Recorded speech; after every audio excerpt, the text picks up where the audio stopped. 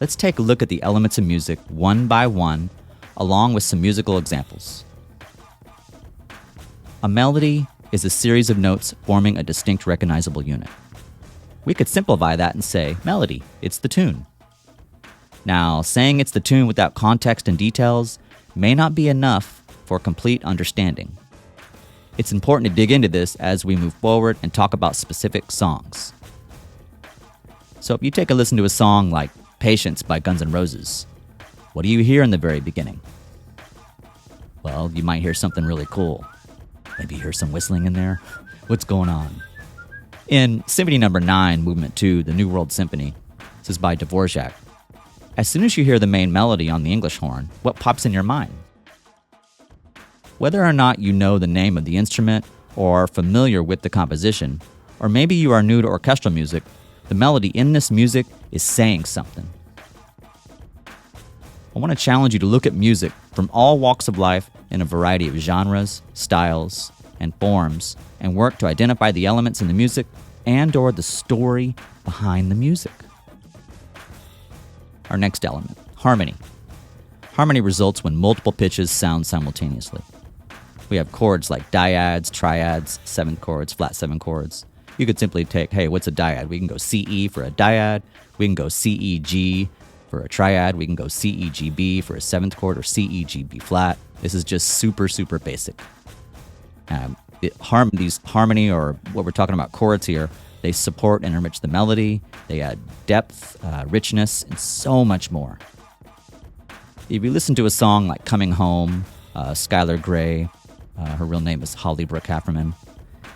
She writes Coming Home, originally writing this for T.I. as he was getting out of prison. And Diddy, or as some of you know him, Sean Puffy Combs or P. Diddy, he heard it and wanted the song. Now, Skylar had written Castle Walls for Diddy, and that actually ended up on T.I.'s album. Puff Daddy and T.I. switched songs.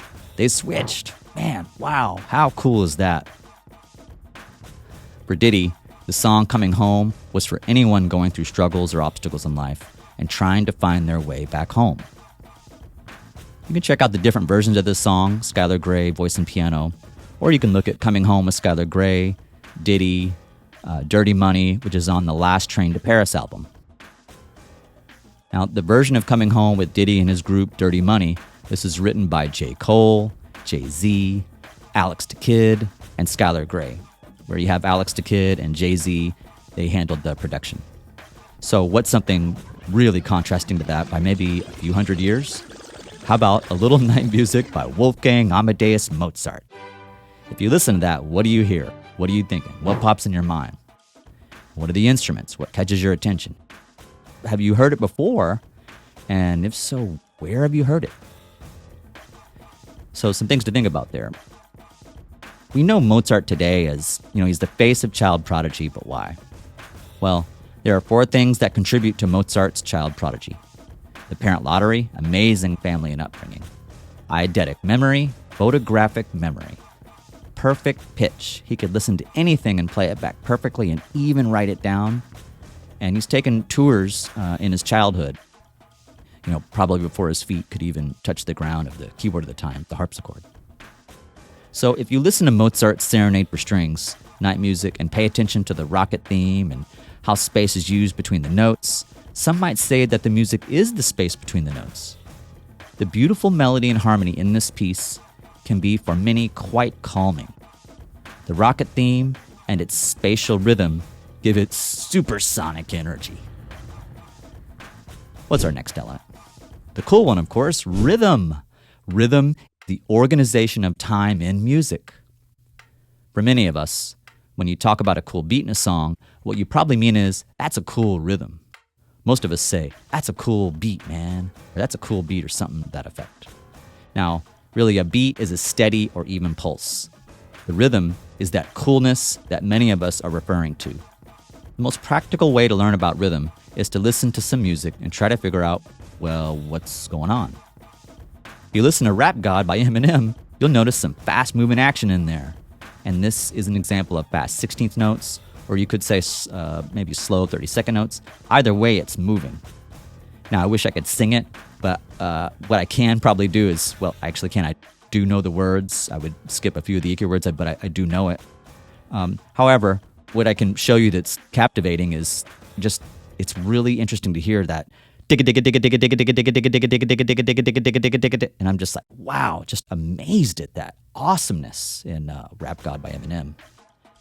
Maybe that's not the fastest, but it's certainly pretty slamming. It's pretty fire. So what's contrasting to that in terms of rhythm? Well, how about the Black Page #1 by Frank Zappa? You get some very different usage of rhythm and flow. There's a lot of density in those rhythms, and some bracketed rhythms that might boggle your mind. I remember playing this music with Terry Bozzio on drum set at the University of Texas at Arlington many years ago. Terry was Frank Zappa's drummer and a guest artist for the UT Arlington Percussion Ensemble. This is a while ago, many, many moons or years ago. We played a few of Mr. Bozzio's compositions and then threw down the Black Page #1 with him. We joined him on a few marimbas and a xylophone, and it was incredible. That's one amazing experience that you never forget, and I will certainly never forget the opportunity to play marimba with Terry Bozzio on the Black Page #1. So that's a great example of something that's very, very different. So what about the mystery behind syncopation? What's that all about?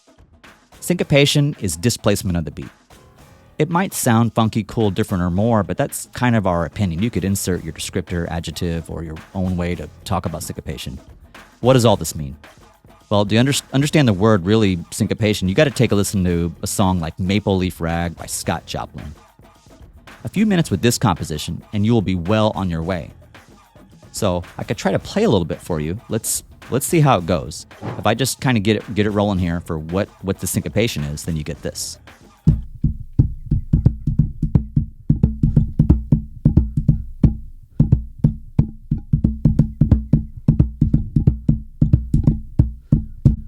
Well, I did my best there. Hopefully that was nice and grooving. That's that funkiness, that in between the beats, that funness, that coolness. So what would be maybe contrasting to something like that? Well, maybe a parallel possibly, but if we look at the most famous sampled drum beat in like the history of music, arguably, probably the Amen break. And this comes from the song Amen Brother by the Winstons. The drummer in the group who played this drum beat and well-known groovy rhythm was Gregory Coleman. Check out the original song, but it's also been sampled way more times than I can even mention in today's video. But like Straight Outta Compton by NWA, I Desire by Salt and Peppa, the Futurama theme song, Eyeless, Slipknot, Tundra, Square Pusher, and the list goes on and on and on. If we keep going with rhythmic examples in terms of songs, it would be, contrasting, parallel, or just giving different varieties of how rhythm is used throughout time.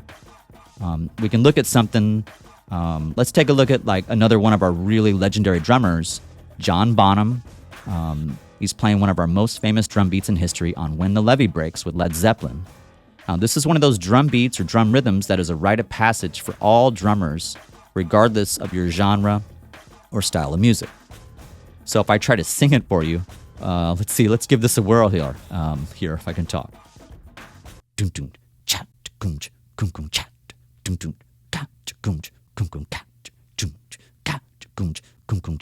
Now, I think he starts off the song with a double, but whether you learn or he basically varies that through whether it's going to be a double on the bass or a single, but it's whether it's the School of Rock or maybe you're at Berkeley or University of North Texas or STC, South Texas College, or you name the institution, no matter where you are, this beat comes up, all over the place. So you could be a young student, young kid. Really, age is just a number. At any age, just jumping into the drums, and this beat, really, or rhythm is probably going to come up. Okay, so in music, we talk about the loudness or softness of sound, and we refer to this as dynamics. And dynamics is one of our main elements. So you could also think of this as volume, the dial on a radio or a TV remote when you turn things up or down. But in music, there's nuance with dynamics, so we want to be careful not to oversimplify, but to make sure we understand the basics of dynamics. We have levels through the dynamic spectrum, We have crescendos, which gradually get louder over time, decrescendos, which gradually get softer over time. The dynamic spectrum includes a range from soft, medium/moderate, and loud. We label the dynamics in music with abbreviations, and a lot of our key musical terms are in Italian, so I'll translate those as we go. Here's the dynamic spectrum.